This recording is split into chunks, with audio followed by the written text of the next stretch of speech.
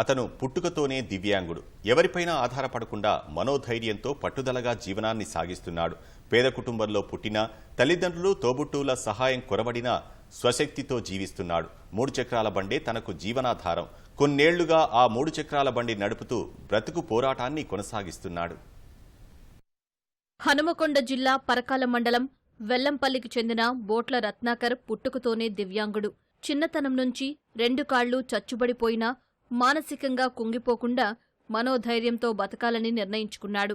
రోజు ఉదయాన్నే లేచి 3 చక్రాల బండి సాయంతో ఇంటింటికి తిరుగుతూ న్యూస్ పేపర్లు వేస్తూ ఉంటాడు. అనంతరం అదే గ్రామంలో తనకున్న టీవీ రిపేరింగ్ షాపులో ఎలక్ట్రానిక్ పరికరాలు రిపేర్ చేస్తూ ఉంటాడు. ఇందుకోసం ఏవైనా వస్తువులు అవసరమైతే అదే 3 చక్రాల బండిపై 6 కిలోమీటర్ల దూరంలో ఉన్న పరకాల పట్టణానికి వెళ్లి తెచ్చుకుంటాడు.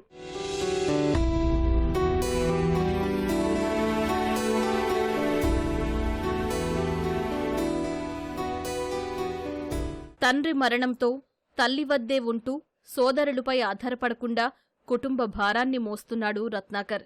15 ఏళ్లుగా 3 చక్రాల బండి నడుపుతూ జీవనోపాధి పొందుతున్నానని, ఇప్పటివరకు తనకు ప్రభుత్వం నుంచి ఎలాంటి సహాయం అందలేదని వాపోతున్నాడు. చిన్నప్పటి నుండే కాళ్ళు లేవు నాకు. ఆయన కానీ కష్టపడుకుంటా అది చేసుకుంటున్నా. మా అమ్మ, నేను, మా నాన్న చనిపోయిండు. మేము 3 అన్నదమ్ములం, ఒక చెల్లె. అలా పెళ్లి అయినాయి. సంవత్సరం నుంచి ఇంటింటి తిరుక్కుంటూ పేపర్ వేస్తున్నా. తర్వాత వచ్చి 10 గంటలకు వచ్చి షాప్ తీసుకొని ఏదో చిన్న వర్క్ చేసుకుంటాను.